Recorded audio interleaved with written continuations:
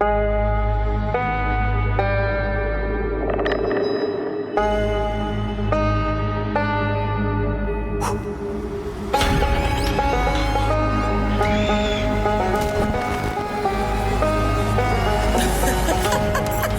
you can't trust County.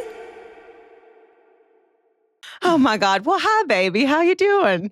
Hello. Hello. That was a lovely little kiss. Easy little kiss. It's a little kiss. Oh my God. Are you so excited your sister's coming into town? Yeah, I'm nervous for this road trip because yesterday my car just really shit the bed for no reason. Oh wait, sorry. This is a regular episode. I'm sorry. No, that's okay. 302. God, we got it. 302. Sorry.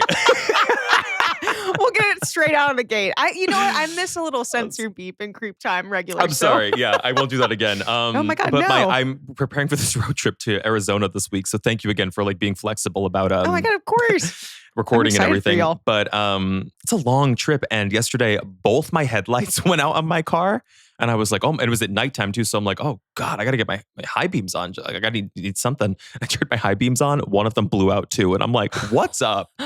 This is giving y'all's Kentucky trip all over again. Yeah, it seems like an omen or something. So I got to get that taken care of today. And I need an oil change. And I'm like, oh God. Girl. Oh, gas Lord. prices in California, specifically in Los Angeles. Oh my God. What's going on? Just the war. Well, yes, but specifically in California. Well, I guess it's always that high in California. Yeah, it's always higher in Cali. So I think everyone's feeling this everywhere across the country, but specifically in California, we're up to $7 a gallon right now. Oh my God. Oh. So as someone who drives, I'm in peril. Yeah. I'm in peril. My God. Well, that little Prius needs to. She's doing her best. She's done you well though. All these years, she's had her flaws, but we're more than 10 years strong at this point. Yeah. You know what? And she's still going. And isn't she paid off too? Oh yeah. She's done so. But now it's just me and her riding until one of us dies, and she might outlive me. Thelma and Louise in it. Oh my Lord. Well, all right. It's funny. I was thinking about before we were going to do this case today. It's another recent case. I'll preface that, and I was thinking, I really hope that you haven't heard of it, but I just have a feeling that you're going to, because it is from the trial was literally this year. Okay. But what I will say is that it starts very close to home for me, quite literally 7 minutes from my old office in Herndon, Virginia. And I was going through my camera roll, and I was like, where was I on the day that this all went down? Was I at work? Because I looked it up on maps. I would have been literally 5 minutes away from where this took place. So I was not at work that day. I actually had COVID. But I was just thinking about how strange it is. And then I started asking people that live in this area, and they were like, oh yeah, this case, everybody remembers it. So you're going to need to brace yourself for this one. Just the sheer stupidity and the senselessness that surrounds it. It is one of those cases where, following up to the one you just did, it's one of those where it really makes your blood boil. So just preparing you for that ahead of time. At its core, it is a story of infidelity and betrayal, selfishness, but most importantly, it's about a little girl who is only 4 years old who lost her mom far too soon. Oh. At the heart of this case is the tragic murder of Christine Banfield. She was a 37-year-old pediatric nurse living in Fairfax County, Virginia, whose life was taken far too soon and in such a shocking way on the morning of February 24th, 2023.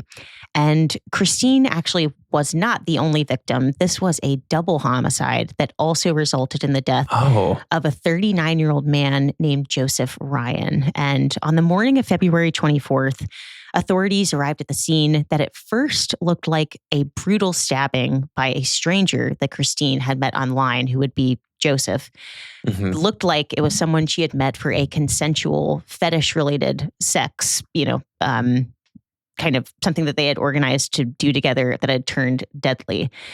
Now, Christine was actually not single. She was married to a man named Brendan Banfield, who actually worked as a federal agent with the IRS. And when investigators arrived at the scene, they found not only Brendan there, but also the family's au pair who cared for their 4-year-old daughter. And Brendan told detectives that the au pair had called him after a strange car appeared in the driveway. And from there, things unfolded in the most graphic and horrific of ways. And I'm actually, before I do our intro, I'm going to play you some body cam footage when the authorities get there and when they find the au pair. And I just want to get your read on it. Okay. So this is her outside of the home. Let me see if I can not play the video of you on tour. Let's see. That would shock me much more. He was saying like, drop the. I'm sorry, my first language is not English. No, you're doing really well. This is the au pair? He was saying drop the. The knife or the gun? The gun. And Brendan said, no, please don't drop the knife. And then he was saying, I'm gonna kill her. And I don't know, he started stabbing her. Brendan, I think Brendan shot him. And he asked me help to shot him too because... It's okay. You don't have to get it all out right now. I never saw her before. Like, You didn't see the girl before God. either? So the guy and the girl you don't know? She's my boss. Okay. She's Valerie's mom. But I never seen it before. Like, it's a lot of fun. Okay. Oh. Yeah. So I just wanted to get your read on like her reaction and just like how gut check on her and like, yeah. It's always difficult to hear these because we like review 911 calls where people are innocent, people are culpable or involved. So I always try to take it with a grain of salt. At first glance or upon first hearing it, my instinct is that like I believe her, but I've been rug pulled before. Yeah. Well, I mean, I think that specific body cam footage is shocking to anybody the first time that they hear this case and then they get to the end of like how everything goes down. Because even if you think she's innocent or you have a weird feeling about that body cam footage, this case is so like twisted and there's so many layers to it that like by the end, I don't even think it really matters which way you swing just by hearing it at first blush. But I just wanted to get your gut instinct because I thought it would be like interesting as I take you through the case and you can come back to that initial instinct that you had as you. Yeah, I'm curious about where this is going to go.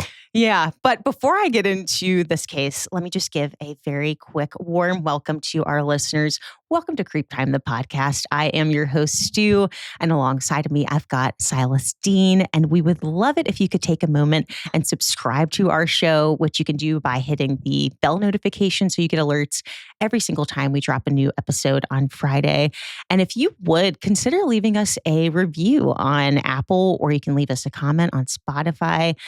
Be sure to check out our premium catalog of over 80, I think you said last time, 80 hidden episodes now at this point. Right? Yeah, I think we're close to like 85 now. Yeah.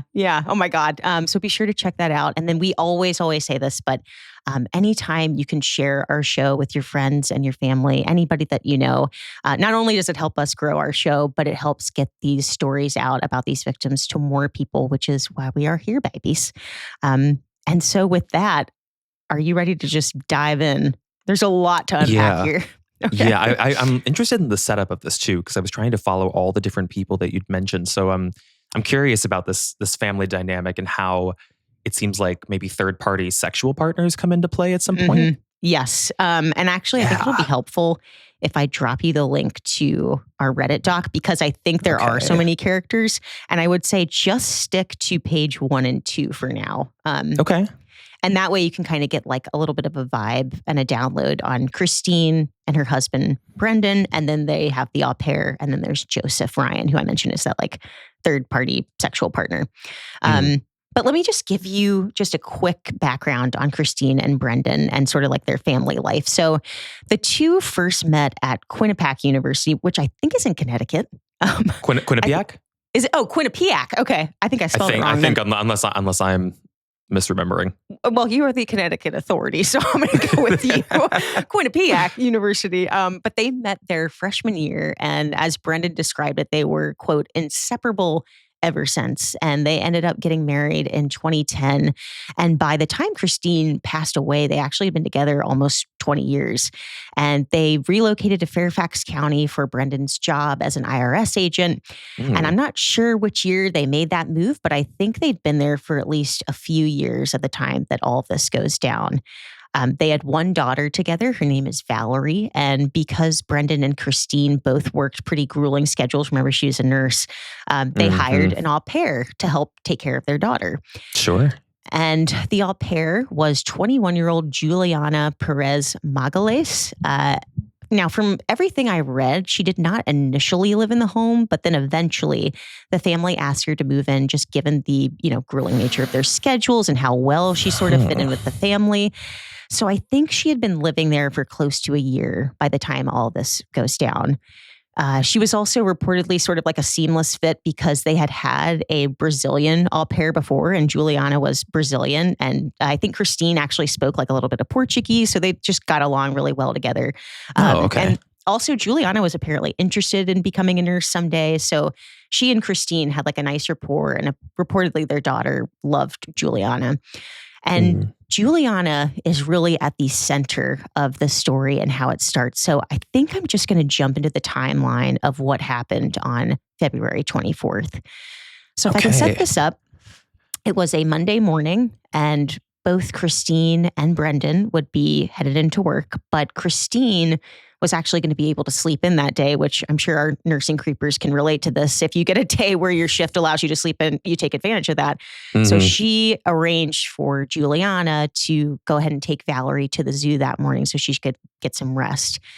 Brendan had already left pretty early for work that morning, reportedly at around 7:10 a.m. because he wanted to stop at McDonald's on the way to work, get a breakfast sandwich. And so he was going to be gone by the time that Juliana was going to go ahead and take Valerie to the zoo.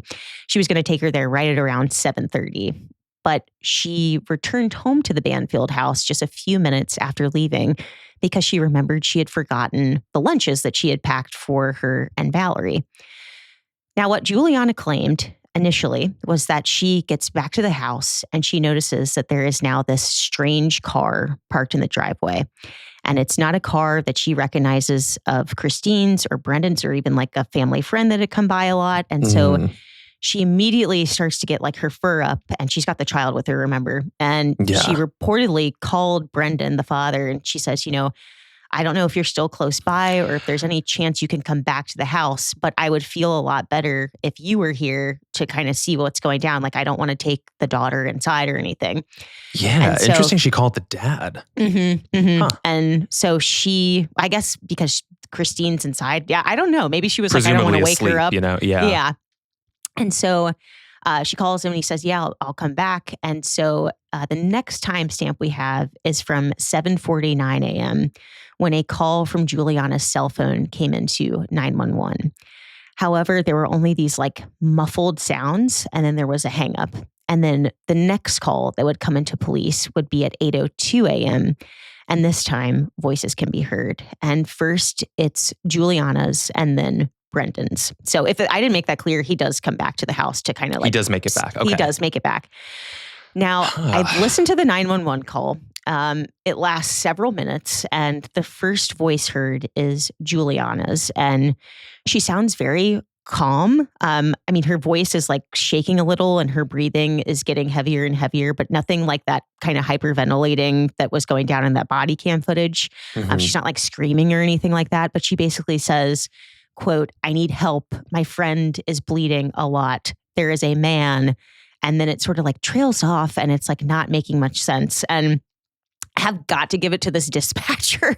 Literally deserves a gold medal trying to decipher what in the world is going on. Because like the broken sentences that she is giving is, I would have so much trouble making sense of it. God, on the talk other about line, a tough job. My God, I always think about that, like how daunting that would be. I know. Paralyzing that would be.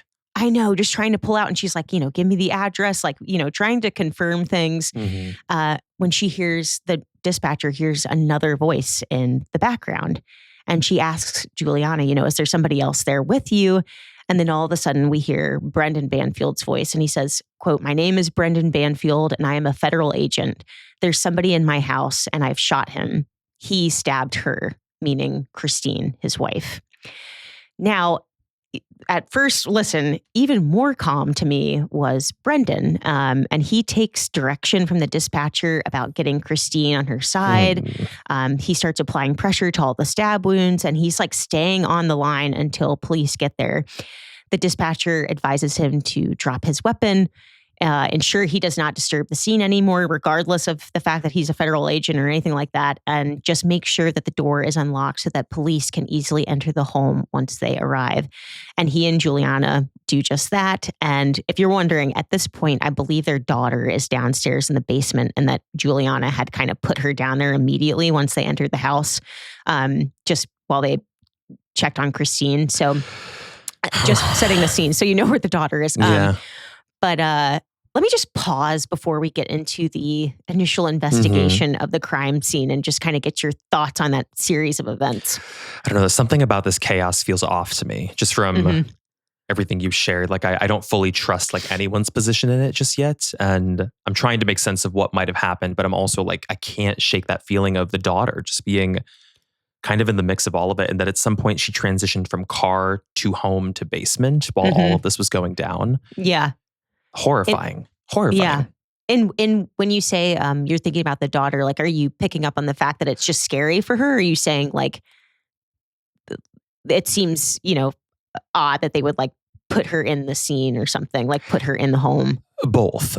Yeah. Especially since the au pair was so resistant to maybe going inside, and it seems like husband comes back to sort of storm in, and then it seems like the chaos or the discovery that would lead to the chaos, the story that they're setting up, unfolded. I'm like, how in the mix of all of that was daughter transported from car to home to basement is the mystery. Well, I think we should unpack a little bit more of the mystery here. Specifically, I think we can probably start with the crime scene, which you can move. I think page 3. I've got more of the crime scene photos. Let me shift back to the pictures. Creepers, do it with me now. Yeah, come on, babies. And warning: these pictures are pretty graphic. Yeah. So is this in the bedroom? Where is this? That's in the primary bedroom. Yeah, that's upstairs, and that's where Christine was sleeping. So when police come inside and creepers, and you are seeing this right now in live time, but what they find is ghastly, to say the least. They find 37-year-old Christine lying in a pool of blood, barely alive, having suffered multiple stab wounds with a knife. And lying near her was the body of who would appear to be a complete stranger to Brendan and Juliana. We'd come to learn this was the body of 39-year-old Joseph Ryan. He was shot several times, and when police arrived, they realized he was dead on arrival. Now, the weapon used to kill Joseph was Brendan's own service pistol, which, he was licensed to carry as a federal agent. And at first glance, though, there were several gunshot wounds. There was one under his eye, like on his face, but then there were others on his body. So initially, like, they didn't know which shot was like the fatal shot, but they did pick up on the fact they were like, okay, we've got multiple gunshots here. Now, Christine... It's a big knife, too. This is a very big knife I'm looking at. Yeah, it's kind of interesting. It's like what would you call it? Like, it's not a chef's knife. It's like a vegetable knife or something. It looks like maybe not a bread knife, but maybe a vegetable knife. For any of the creepers who aren't looking at these pictures or who are on the road, what I'm seeing in these photos of the scene, it looks like white carpeting in the main bedroom, and the carpet is virtually soaked with blood all the way almost to the edges. I'm seeing the knife on the floor. It looks like a thick knife, maybe a strange knife to use for a stabbing. And this took place in like a suburban neighborhood, it looks like. Super, like, I cannot describe to you when I say how like close to home this hits. I have driven around like that area so much. This is like your most cookie cutter, like Virginia neighborhood. Like, I was absolutely shocked when I read where this went down. But yeah, and they live in a nice house too. They have her glasses as evidence. Yeah, her glasses are, I don't know if you can zoom in, but they're absolutely covered in blood. That's so interesting to me. Why would her glasses be covered in blood if she was presumably sleeping? Right. Well, we're going to get into all that. she is at this point barely alive. She gets rushed to the hospital, as is her husband, Brendan. He goes with her, and a couple of Fairfax County police officers go with them as well. And then a few stay back to take statements from Juliana in the footage I played at the beginning, and also just to obviously examine the scene. Joseph Ryan is pronounced dead, and so some officers are left figuring out, who is this man? What is his relationship with Christine? Why is he at the house early this morning? And there's no sign of forced entry. So they're starting to think, did she know him? Did Juliana accidentally leave the door unlocked when she left that morning? Like, these are all the questions that are starting to bubble up immediately. Now, their daughter is actually left with Juliana at the house until some of Brendan's extended family can get there. And he's with Christine at the hospital.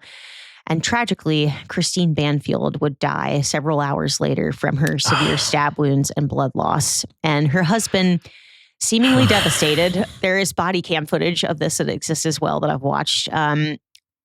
He looks absolutely distraught. And over the course of the next several weeks of the investigation and study of the crime scene, so much would come to light. But one of the most important initial discoveries was found when they obtain a warrant to search Christine's laptop. I think it's both Christine and Brendan's tech, but they start focusing on her laptop specifically.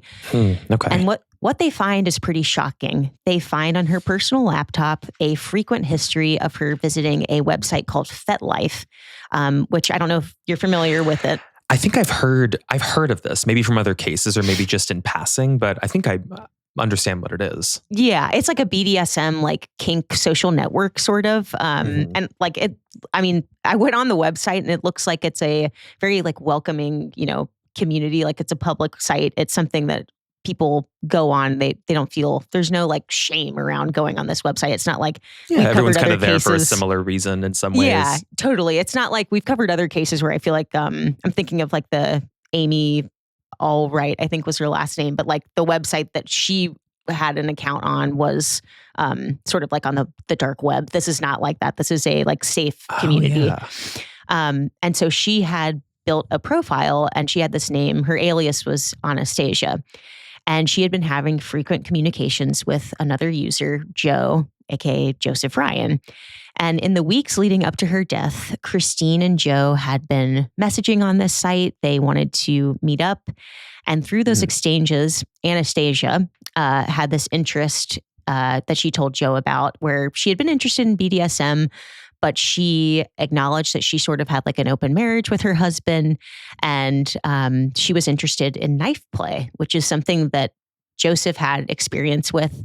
And it's sort of like, if you're not familiar, it's like a form of edge play in BDSM where like a sharp object is there, but it's really only to increase like fear and thrill. It's never, from what I have read, never used unless like it's consensual, which I think is kind of not looked down upon, but like it's a very high level of like consent is needed and like experience is needed if there's going to be any sort of like blood play involved with it, from what I could read. Yeah, it would be that's like an extreme end of the spectrum for this particular fetish. Yes. And she was only interested in like just him having a knife.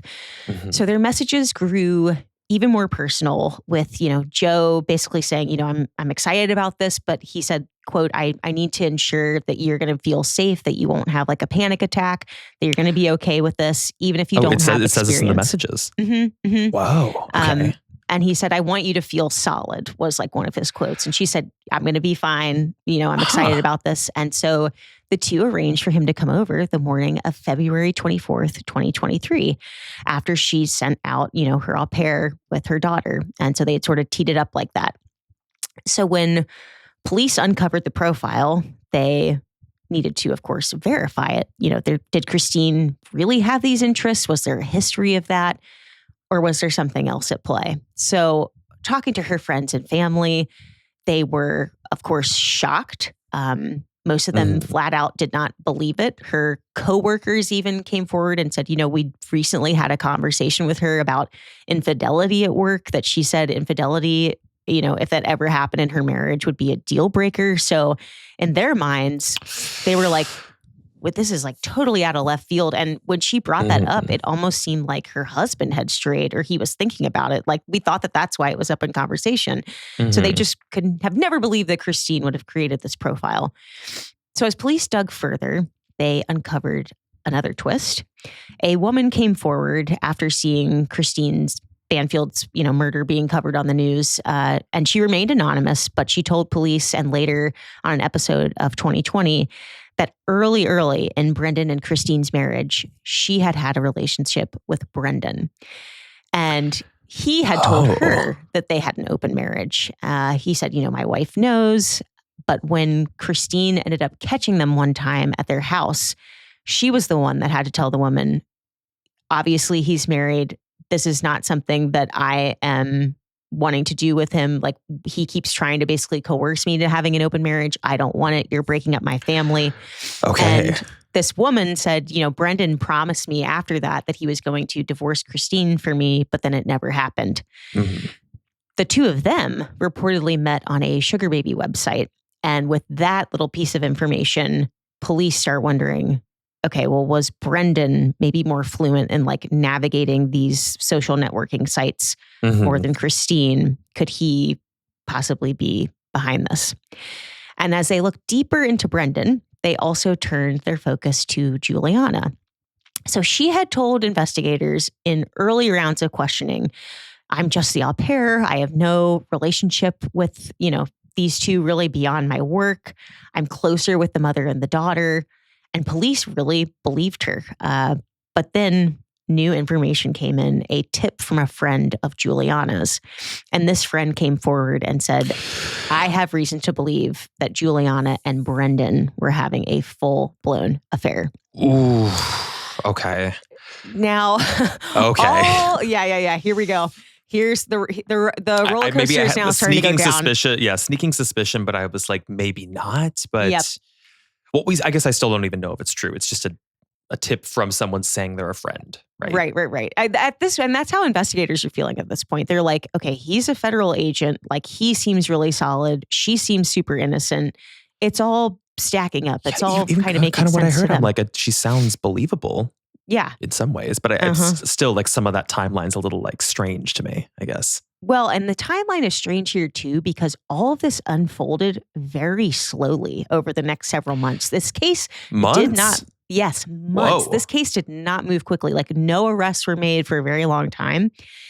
There were reports that Brendan, was caring for his daughter, that the two of them were staying at a hotel for a while, that people were really like rallying behind them. Nobody was suspicious of him. Yeah. It's a tragedy. Like even if it was like the infidelity scenario where like she invited a man over to experiment with, it went obviously horribly wrong. I guess that would make sense as the story they're putting forward. And like, that's tragic. It's totally what people were thinking. And everybody just kind of thought like, my God, we never really saw this for Christine, but like, it's just this tragic case of an infidelity gone wrong. That's what they thought. So, but reportedly after the tip, police turned to Juliana's social media. And you could probably scroll to page 4, they find multiple pictures of her out and about with a man, someone who clearly looked intimate with her, but he had all these emojis on his face. And as they looked closer... what a sketchy thing to be posting. What? And as they looked closer, they recognized not only the build, but they started noticing things that belonged to Brendan, specifically a watch that he was wearing in some of the pictures. And with this, they felt like they had enough evidence for a search warrant of Juliana's devices. And when they examined her phone and other devices, they uncovered not only more photos, but communication between her and Brendan going all the way back to October of 2022. They had reportedly taken a trip to New York City together. And that, oh my God, it turned out, was the beginning of their full-blown love affair and more. It's almost hard to believe, but it took about 8 months to reach the next major turning point of this case when one of them was finally charged. And I think, again, it's because everything sort of looked like it stacked up at the beginning, but they also had to clearly kind of vet and review the crime scene, that body cam footage, and reconstruct the scene multiple times to make it make sense. Yeah, because like, what even is the story? At this point, they're just like, okay, we have confirmation of an affair, but like, how does that play into what happened in that home on the 24th? Totally. And so they were like, if we're going to charge one of them, like, we need to make sure that we can get a conviction, because this is going to be hard to prove at this point. So ultimately, it was in October when Juliana was officially charged with the murder of Joseph Ryan. So they got there by reviewing body cam footage, and she says, quote, "I think I shot him." And I think this was something they kind of like missed, and then they found it later in the footage when they were reviewing it. I forgot about that. You mentioned that, and I was wondering about the gunshot wound. She's got like a little bit of, like, she's a Brazilian accent too. And so they were trying to like figure out if she was saying like, "I think I shot him." It was not super clear, but then they end up questioning her more, and they confirmed that Brendan fired his gun first, but then he ultimately had Juliana retrieve another gun and shoot Joseph. And it was her shot that gave that fatal blow. And so they felt like they had enough evidence, which I'm going to get into as well, to charge her. And I also think they just believed they would have a better shot at getting Juliana to cooperate if they nailed her first, hoping that she'd probably give more details that could lead directly to Brendan's arrest as well, if he was culpable. And that brings me to another search warrant they were able to secure right after Juliana's arrest. And let me just say, before I get into it, it will really, truly baffle you, not only just their like stupidity, but just how utterly ridiculous these two people are. I just have to say, gird thy loins if you're listening, especially if you've ever dealt with infidelity, because this might just like launch you into the next stratosphere. When investigators go back to the house this time, they get a search warrant to go back into the house. First of all, there's no sign of Christine anywhere. Like no pictures of her anymore. Like basically she doesn't exist, has never existed in that house. But it's still, though, they're like, is this an erase Christine because it's just too tragic, or is it what we I was really going to say, think? I'm like, there are some families that grieve that do that, even if it's not sinister. It's just like overwhelmingly painful. Well, they're still questioning that. They're still weighing if it's that or if it's what they feared, which is that our plan worked. And unfortunately, it was that second thing, because they go upstairs into the primary bedroom, and on the nightstand, there is a huge, by the way, blown up framed picture of Juliana and Brendan together at like a concert, or maybe it's like a sports event or something. Is that what this picture is? The one? Yes. Yes. Wow. So they had a blown up picture of the two of them together, and then all of Juliana's clothes were now up in the primary bedroom closet. Her like lingerie, her toiletries, like everything was up there. And so police are thinking, okay, this is pretty much exactly what we were suspecting. And then to top it off, they also find photos that had since been deleted on Juliana's social media of her at a shooting range just weeks before Christine's death, where she was with Brendan. They were able to confirm that he was not only with her, but that he had paid for the session. Wow. And now it's starting to look very much so like some sort of a premeditated plot. And with her pretrial hearings coming up, they're going to put Juliana, directly in the line of fire. She's going to be the one that's going to be facing the full weight of this murder, not Brendan really at this point. So let me just pause there and just get like a gut check from you on how investigators are sort of playing this. Like, this is another one of those cases where I'm like, it feels like the writing is so there on the wall, but it takes so much time. I know. It's funny you bring that up. I was thinking about that with Delphi yesterday. It came to my mind where I was thinking about how long of a slow burn Delphi was, where we're like, it seems like police knew so much. And it's like, why did it take years before they could nail this guy? They seemed to have their suspect. They knew where he worked. And I kind of reminded myself, I'm like, in many instances, I assume they approach it where they're like, we have one shot to do this and to do it right. And if there's one misstep along the way, we've seen that in trials before, how it just shoots the credibility of evidence that can be used, how you're able to actually like sway a jury or explain what happened to a jury. So I do think it was smart to go with her first because she's younger. She's definitely more impressionable and probably easier to crack as opposed to like this guy who's in his 40s. He's a federal agent. Is he a federal agent or is he just an IRS worker? He has... in everything Are I they read, one of the same these days? termed a federal agent. He carried a gun on him. As all so- IRS workers should. Yeah. What? Yeah. I mean, I think he was pretty high up. So, I mean, and that completely adds a whole other context to this case. I mean, talk about can't trust county. Talk about like can't trust feds. Like he is at the Well, top. that's what gives you rank to the be able gall, to- kind of like. Yeah. He seemed like he knew what he was doing, or like was trying to orchestrate this in a way that would protect him. But even though there were Mhm. mistakes clearly made, but it makes sense why they went after her first. To Yeah. me. Yeah. So Juliana being the only one to seemingly take all of the heat wouldn't last long, though, because Brendan would be charged once investigators finally fit the puzzle pieces together in a compelling case. And it came from two previously unreleased bits of information. So first, they discovered a 911 call Juliana made almost 15 minutes before the original call that came in at like 7:59 a.m., I believe. Mhm. And in that call, it's only 8 seconds long. You can hear Juliana breathing and what sounds like a man moaning. And prosecutors realized they came to this realization. I guess later on in trial, they were able to kind of nail this. But what had happened was that Juliana had called too early. She had made the call to 911 being like, oh my God, she made it too early. And so shut the phone off. But so it took them forever to find that phone call, I guess. And so that comes out. And they realize that man in the background was most likely Joseph Ryan dying. So they take that, and then they also have information that leads them to believe. And I tried to find what this is, like if it was from like IP address or something like that. I actually think this was kind of risky because I don't think there was something that could, and it comes up in the trial, concretely prove that Brendan was the one that made the FetLife account. But they have reason to believe that he was the one that actually created the account itself, but still on Christine's laptop. And so they decide, they kind of take the risk, like we believe he made it, and there's evidence to back up why they believe that, but they sort of are like, this is going to be tough to prove in a court of law, but we're going to take the risk and we're going to charge him. This is a twist. Okay. Yeah. And so they run with the idea that Brendan was the, kind of mastermind behind this whole double homicide. Mhm. And in the end, he was charged in September 2024. So over a year and a half later, with the aggravated murders of both Christine Banfield and Joseph Ryan.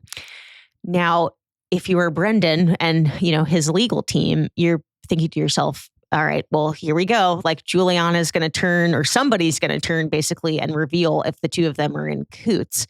And also bad timing, because at this point, his relationship with Juliana was long dead. They were not speaking to each other. There was no romantic ties anymore.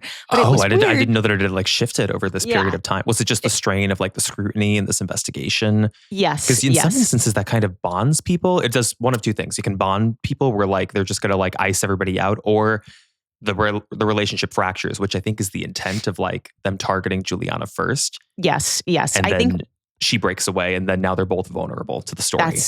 That's basically, I think the second she got charged, and I don't have, like evidence of this, that there was any communication with them where she was like, oh, come to bat for me or anything like that. But it was clear from the research that they were not communicating anymore after she got charged. So, and it also kind of plays out in the trial a little bit that they're not on good terms with each other. So basically, and also right after he gets charged, I think Juliana had been waiting to see what he was going to get charged with. And as soon as she steps up and she says, all right, I'm ready for a plea deal. So she confesses on record the whole story, which is just, I mean, he's going to get what's coming to him. But I mean, she's obviously also guilty in this, but it's pretty sick and twisted. So that New York trip that they took together in October, I think, of 2022, that was when Brendan first told her about his plan. He says, I don't want to be around Christine anymore. And Juliana says, well, are you going to get a divorce from her? And she's not even saying like, are you going to get a divorce so that we can be together? She's just like, oh gosh, like at this point, their affair was not, I don't think he was in a position where he's like, I want to run away and be with you. I mean, they were still kind of like in the early stages of just having that like kind of hot and heavy I would say more like sexual romance than anything. Yeah, they're So- like hot off the secret. The secrecy is what drives it. Yes. And this was also their like first secret trip away together. Yeah. So kind of intense to think about that he brings this up on their first trip away together. But she says, are you going to get a divorce? And he says, no, that's too messy. I think I want her gone. And then Juliana said he started showing her this FetLife website. And that's when she first heard of this murder plot. She also told prosecutors that they would be in the house, literally down in the basement together, pretending to play with the daughter. And this was like in the last several weeks leading up to Christine's death. They would be downstairs in the basement on the laptop, like setting up the account. And she would be upstairs either like sleeping or just, doing her own thing. So they were literally doing this under her nose, which is just so crazy. Wow. She also explained that while she was kind of excited at the idea of them kind of now being able to have a relationship together with Christine out of the picture, she had hesitated about being part of the whole plot. And when she voiced that to Brendan, he told her that he needed, not only for her to be a part of it because somebody was going to need to take care of Valerie, the daughter, but he said, quote, I need someone to have my back. So he's just playing her like a fiddle. She described that he had told her his plan, that he was going to stab Christine multiple times. He was going to aim specifically for her jugular, her neck. My God. Juliana said she remembered that he had been surprised when Joseph arrived. Brendan was surprised because he thought like he was going to bring, I guess in their communications on FetLife, he had specifically said, and you already picked up on this, like bring a proper chef's knife. And so when the guy showed up with that like chopping knife, she said one of her most like the clearest memory for her from the whole day was him being like, that's not the type of knife like I thought he was going to bring. Like she remembered him saying that in the bedroom. Because he was planning to use the knife that hookup Joseph was going to bring. Mm-hmm. That's so strange that he's like not prepared on his own side. No, he just assumed. He assumed like he would through all acquire the murder communication. weapon from the stranger. What a strange like orchestration. Wow. I know. I mean, it's not what I was expecting. It's kind of like a setup that when you think about it, he had given this guy like very clear instructions in the messages, like bring this type of knife. Like, I think that wouldn't scare me as much, like, which is kind of insane because like the biggest knife you've ever seen, but like the ones that he wanted him to bring. But he ends up, bringing that like little like vegetable chopping knife. So I was going to say, it is kind of like a duller knife. So I'm like, maybe that would be safer for knife play, which is why the experienced person brought it to someone who we thought was this woman who wanted to have her first experience. I'm like, it totally makes sense. I'm so shocked that was the knife, the only knife in the equation that was being planned to be used. I think it's also interesting just for a quick sidebar to think about it because there is evidence like later on, according to him, like in the trial where when, she is being killed, that there was some, not like full on second guessing, but I think there was remorse that was starting to show up, at least according to Juliana. In trial, he maintains that he's totally innocent, but that he was starting to like hesitate a little bit. And I thought about that from the psychological aspect of that knife. Like imagine you're already going into, like he thought this would be a quick kill with that like big chef's knife. And now it's like karma coming to you in a big way that you're going to have to like really violently stab her to death in order to make sure she dies, which I just thought about that. I was like, ooh, that is so dark. But the most chilling part, in my opinion, is when Juliana kind of describes those final moments. She said that they had planned that Brendan was going to go to the McDonald's and then she was going to wait in the cul-de-sac of their street, never actually taking the daughter to the zoo. And at the right moment, she'd return to the house and she would call Brendan saying that there was this, strange man. And then she said that they basically got out of the car. They took the daughter, went through the back door of the house, put her down in the basement, and then went upstairs. And she described Joseph Ryan's shock seeing them in the house. And as he began to kind of speak and say like, who are these people? Brendan shot him. And then he picked up the knife that Joe had brought and just began violently stabbing Christine. And Juliana's account, this is what I was kind of just talking about, but she said that moment was, she says, heartbreaking. I'm like, well, what were you feeling in that moment, really? But Christine reportedly just kept saying, please just let me go. I just want to go. And she said, did you really have to do this before Valerie's birthday? Those were like her dying words. God. Which is so, like, to me, I'm just like, oh my God, like, as a, like, thinking about her as what a good mom. Like, I guess her daughter's birthday was like right around the corner. And like, that's the last thing, kind of like how we mentioned in survival stories, like the last thing she's thinking about is like, oh my God, my kid.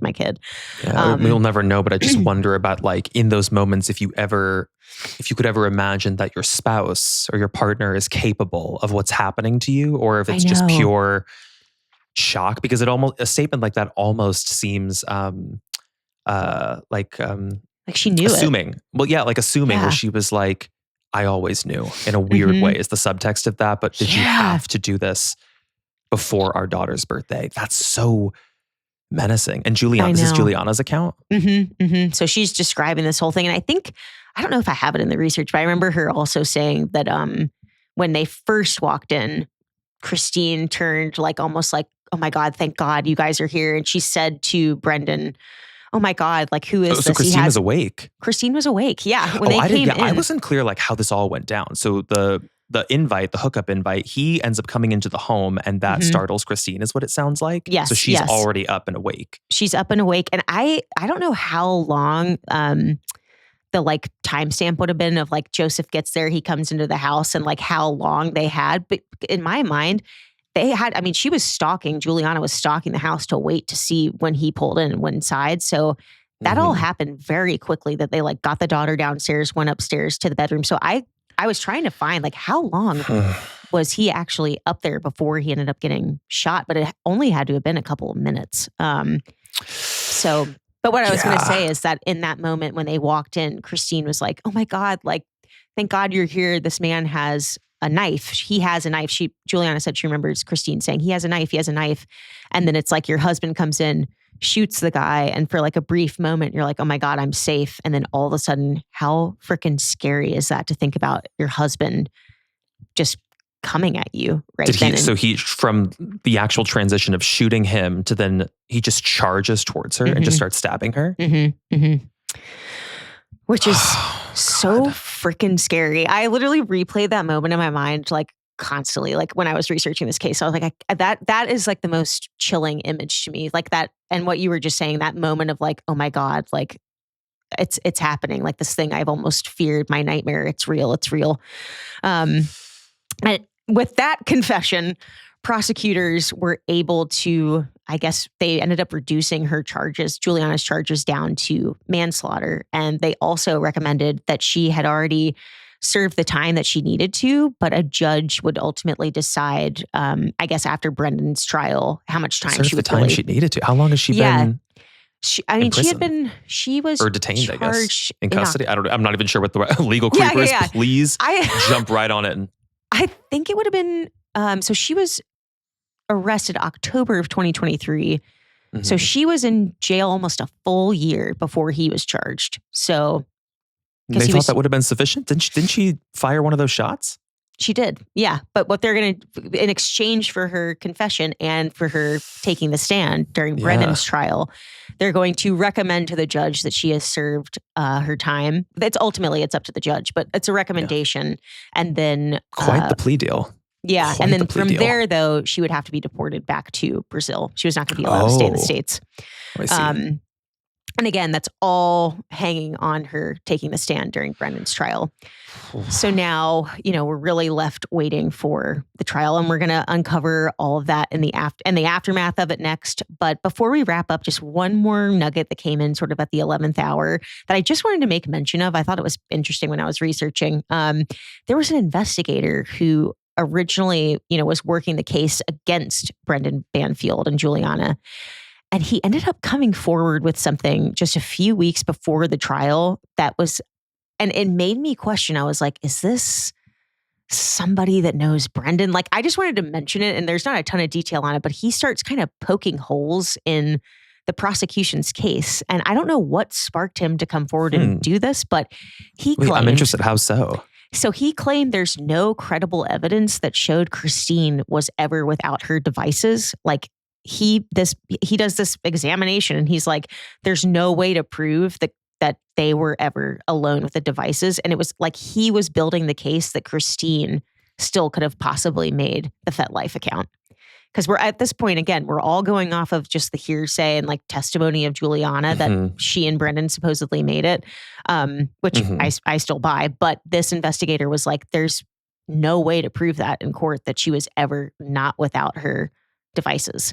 And again, I have like my theories about why he may have come forward. Like, I don't know why he did that really, if he's supposed to be on the side of proving these, people wrong. Right. What do you think about that? I just wanted to mention. Well, because again, how they actually found the FetLife account was through a seizure and search of the husband's computer.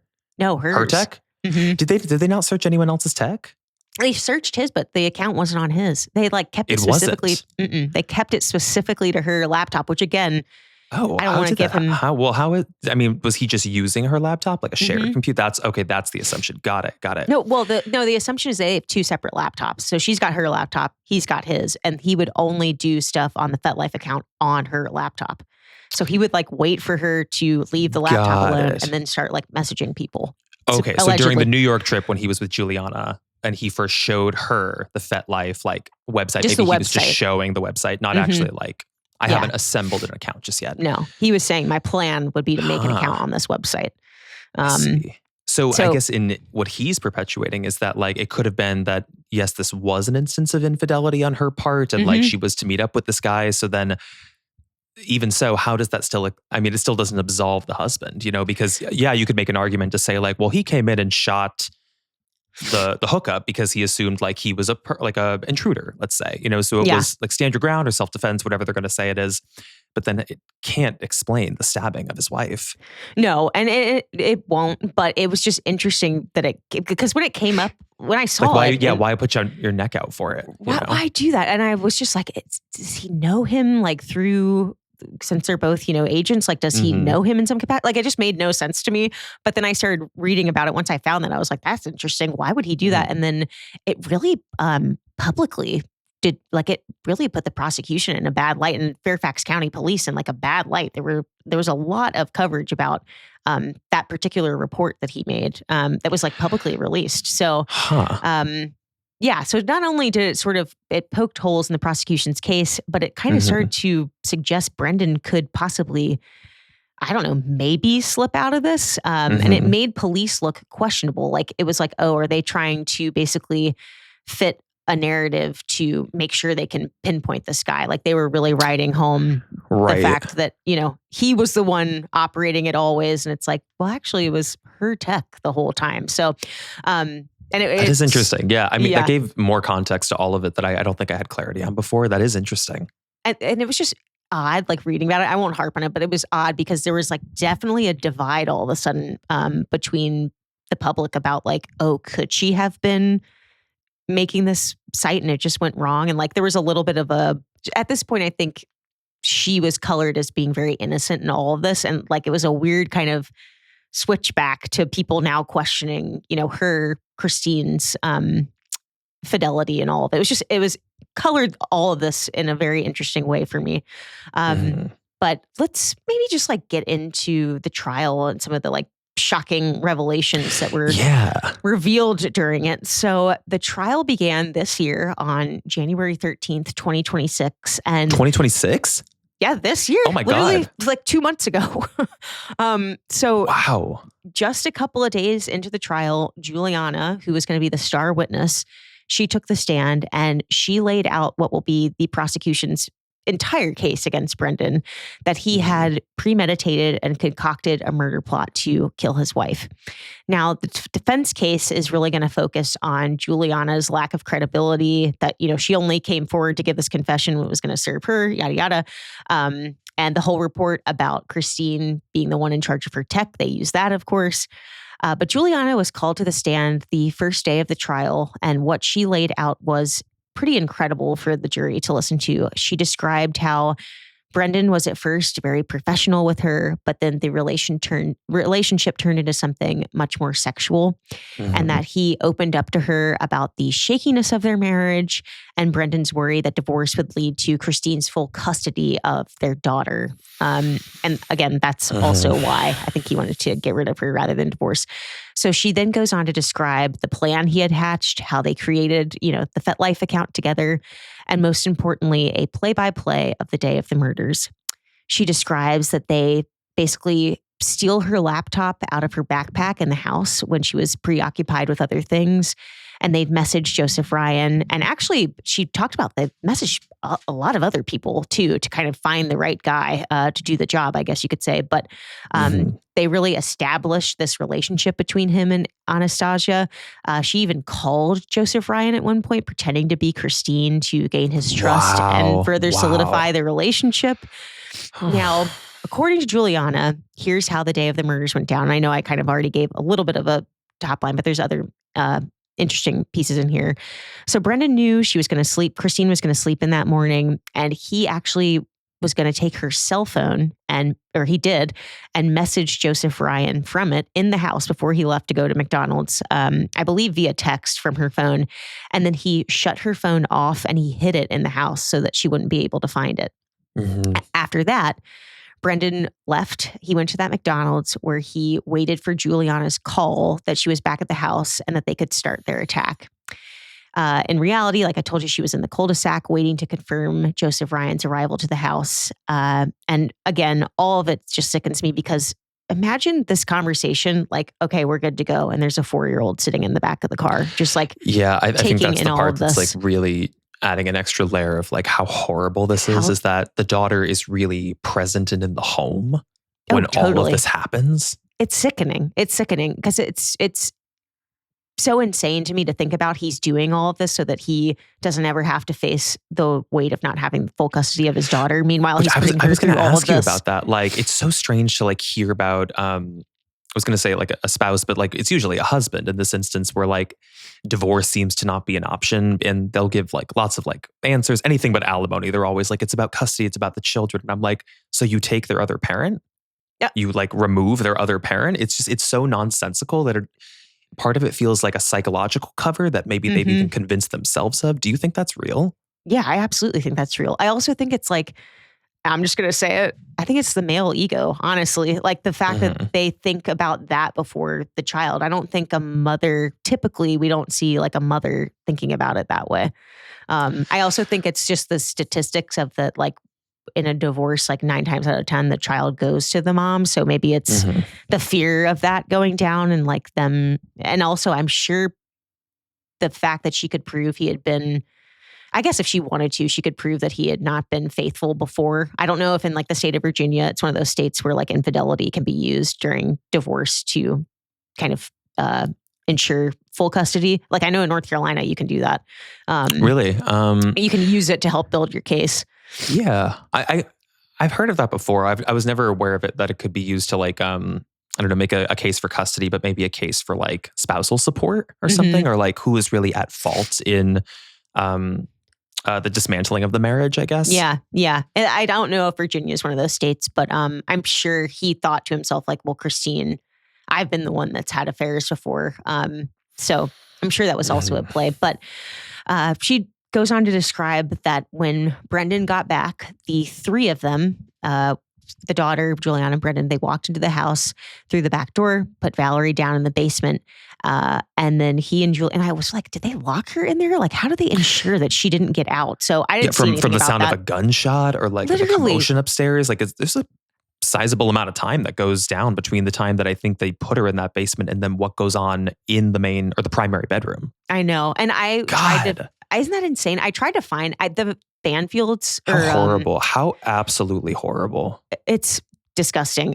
They have kept the daughter's identity and like details about her very, very close to the chest, which they should. Sure, yeah. So you'll even see in like pictures and stuff, her face she's is still so out. I mean, she's so young. I mean, she can't even be like 10. She can't even be 10 at this point.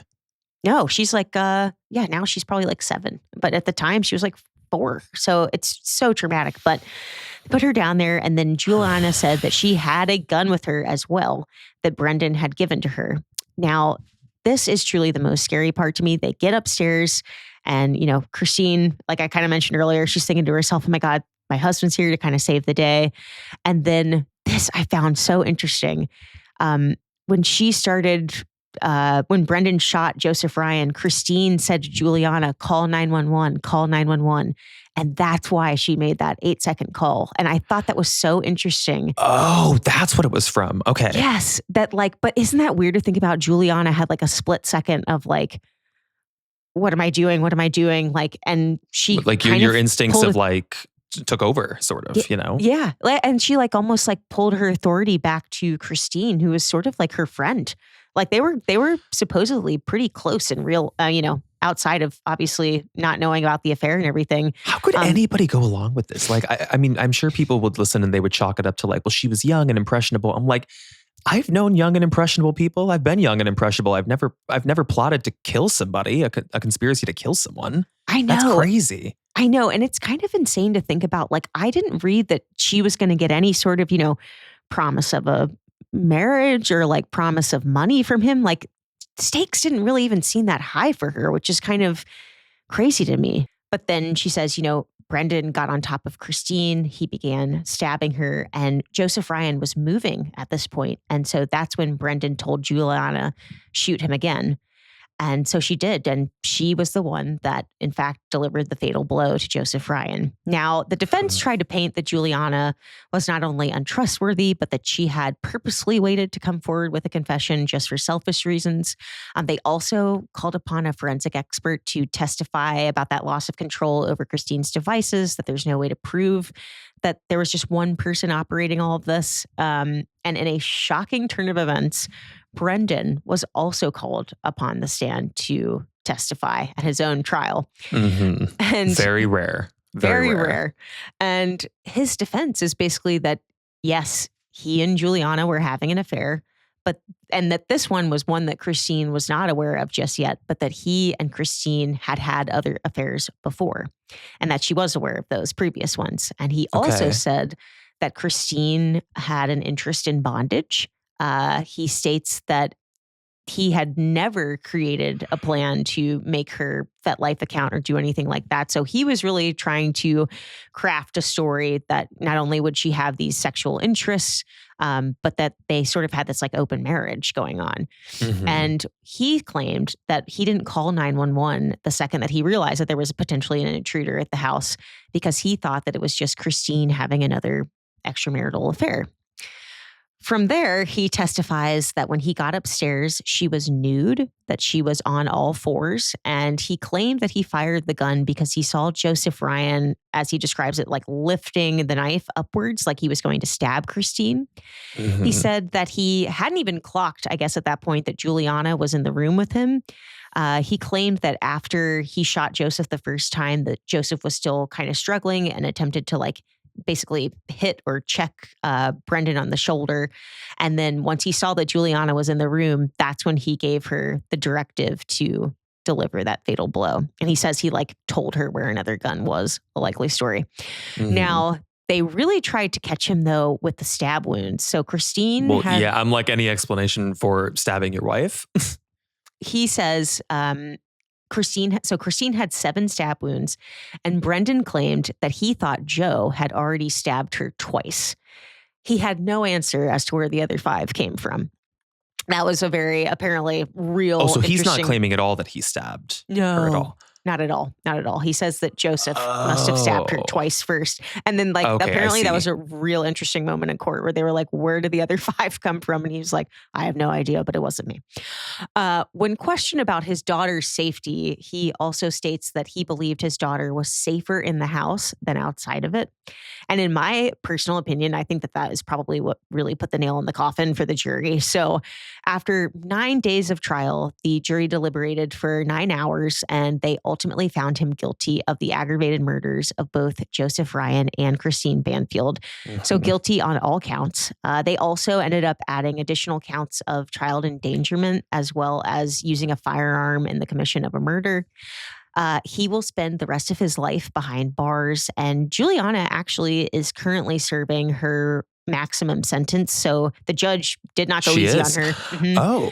The judge ended up saying, no, you're going to serve another 10 years here in prison, and then you're going to be deported back to Brazil. Oh, in a U.S. prison. She'll stay in the U.S. Mm-hmm. She's going to stay here, serve the rest of the time, and then she'll go back to Brazil. So really, just coming to the end here, the tragedy of this case for me is, of course, the child endangerment, the murder of a mother who, even in her last breaths, was still thinking about her child, and really the absolute robbery of the life of a completely innocent person. And all of this, I feel kind of bad. We haven't even talked about him a ton, but Joseph Ryan, he was completely innocent in all of this. I was going to say, what's kind of missed here is that Joseph Ryan was really like an innocent person who was exploring a fetish or trying to with someone who he thought he connected with and had consent to, and then was caught in a crossfire of a plan for murder. Like this is horrible. It's horrible. All sides around. And at the end, I had that feeling where I was like, oh my God, like, what about Joseph Ryan? Like, where is his family and all of this? And so, yeah, we don't know much about him. Yeah. And I ended up looking because I was like, I want to honor him too, like as we get to the end. And I ended up finding a lot of information actually, or, kind of interviews given by his mom. Her name is Deidre. Oh. And she's been very vocal, not only about how wonderful Joseph was as a son, but that he was, quote, someone worthy of dignity and life who didn't deserve to be used and thrown away, treated as utterly disposable. And she put it perfectly. I mean, that is really, when you think about it, how the egotistical nature of Brendan Banfield, that he just found this man, Joseph Ryan, on the internet and thought of his life as completely disposable. So yeah. And even in death too, like the loss of dignity of like having sort of his private sexual life exposed in this way, but he didn't know these people, like it's just so devastating to hear about. And I'm also mystified by this husband who like somehow got the gall to want to do all of this, to think that he could execute on it. It's just shocking. It's very shocking to me. And I just wonder about like his backstory and his history. Like, did he always have the capacity to killing with it? Like stabbing someone you know and love with a knife is shocking to me. Extreme. Like I can't imagine most people can just work up the nerve to do it. There's something deeply wrong with him that we don't know about. Something so deeply wrong with him. And I'm saying this too, just from like watching him in the trials and stuff. But the thing that irked me so much is when you watch Juliana walk into the courtroom, he tries so hard to connect with her.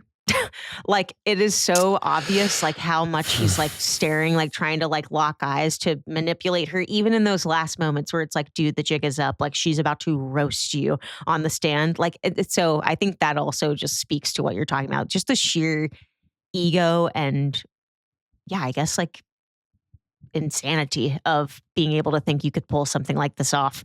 But my hope is that hopefully, Deidre, Joseph's, Ryan's friends and family, Christine's daughter can someday find peace and know that maybe a sliver of justice has been served and that Brendan and Juliana have thrown their lives away in throwing away the lives of two other people. So this is one of those cases though where like you do get a little bit of closure at the end. Like I am happy to know, and they're very close to me. They're sitting in, Fairfax County jail or wherever they are, but that these two got what was coming to them.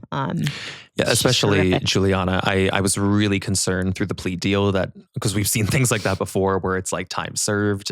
We've seen that in a number of cases actually. And it's satisfying to know, although I personally don't think 10 years is enough because I am certain she will not serve that in prison. Shocking. Very, very shocking and senseless and horrible. Just horrible. How does it now, when you think back to the body cam footage played at the beginning, like how does it sit with you now? There's still a part of it that feels kind of genuine to me in the sense that I believe she really was in that state of shock, where if I'm remembering correctly from what she's saying, she's like, I've just never seen something like that. I've never seen blood like that. And I think that's all true. I think she technically didn't do the stabbing or anything, and certainly was a co-conspirator in this, I believe, and certainly was an accomplice in it.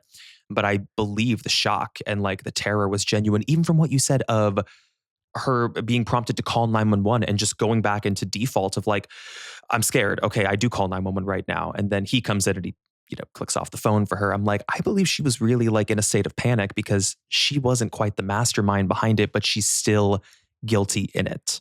Yeah, I agree with you. Like, I think I totally understood, and that's kind of why I picked it, is when I started watching the body cam footage at the beginning. And also, if you ever get a chance to listen to the 911 calls that come in from her, she does sound like it is like two things can be true. Like you could hear in her voice that it's like, oh my God, like what did I just get myself into? But it's like, sorry, like you're totally at fault. You're totally in the middle of this. But what would have really chapped my ass is if she took the full brunt and he walked away free. So I am very happy, even though this all went down so tragically, that he is also like getting what he deserves. That would have really pissed me off. And My God. last thing I'll say, body cam footage, like watching it, they immediately pick up on the fact that he is also an agent. They're like, okay, we got to treat this scene, you know, make sure that we take into account like he's a Vienna federal agent, like, you know, like the officers in the body cam footage. And like they're going to treat the scene like with extra scrutiny, or we're going to like be delicate with it. I think it was sort of like, or I don't know. You could tell me what you think, but it seemed like there was more of a, I don't know if delicate's the right word, but like let's not like assume anything about him. Okay. Yes. Yeah. Interesting. That is delicate. That's interesting. kid gloves in a weird way. Yeah. A little bit, but I know that's a thick case. But thank you so much for going through it with me. I feel like the creepers will have lots to say about this case, especially, and I'm glad it sounds like you didn't know it prior.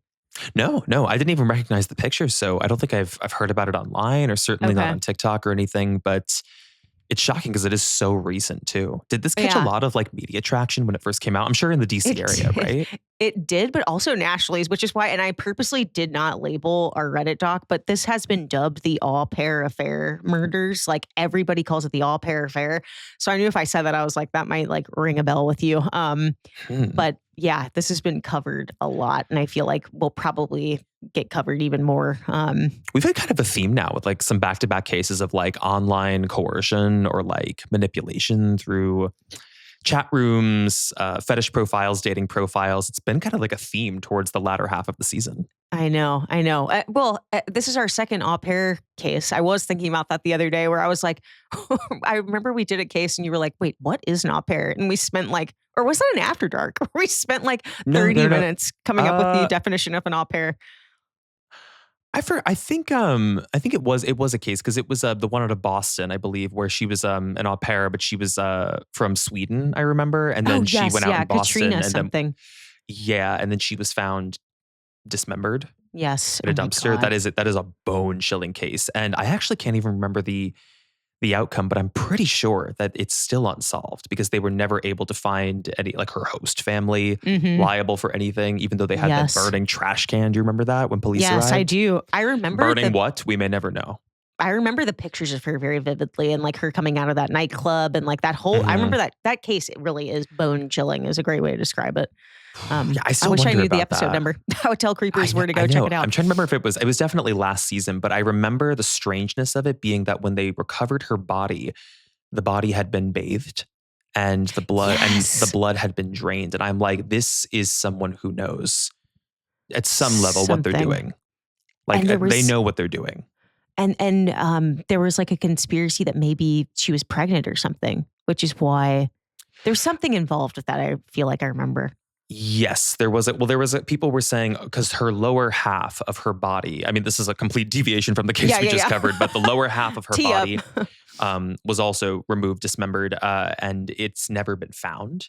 So people had assumed, they were like, oh, she might have been pregnant. But I'm like, that's not really how like forensic pregnancy testing works. You can test blood to see if there are early signs of pregnancy. But maybe that was a paranoid thought in her murderer's head to like remove the torso. I thought it would have been something more in line with like sexual assault and like DNA left inside the lower half of the body. Yeah, I remember that us talking about reason, that. Which is just as dark of a thought. But to this day, they've never found her lower body. Oh my God. Yeah, that one is super freaking freaky. I remember that one very, very vividly. I think it's out of the 90s. It's like a case from the 90s in Boston. I'm pretty sure. And there was like the host family was like, there was like a photographer. We're just like completely doing the second episode right now. I know. Yeah. Because the mother was a painter and the father was a photographer. And they'd gone through some like sketchy, like backdoor agency to like get her over here. So they avoided like paperwork and everything for whatever reason. We may never know, but very strange case. God, very strange. I haven't thought about that in a while. Yeah. Oh God. Well, That's another case that y'all, maybe we'll link it in the description if you want to go listen to that one too. But I want to thank you so much for going through this case with me. I know it's a lengthy one. I want to thank the creepers, and I guess we'll just say goodbye. And good luck, babies. Bye, babies. See you next Friday. And on After Dark.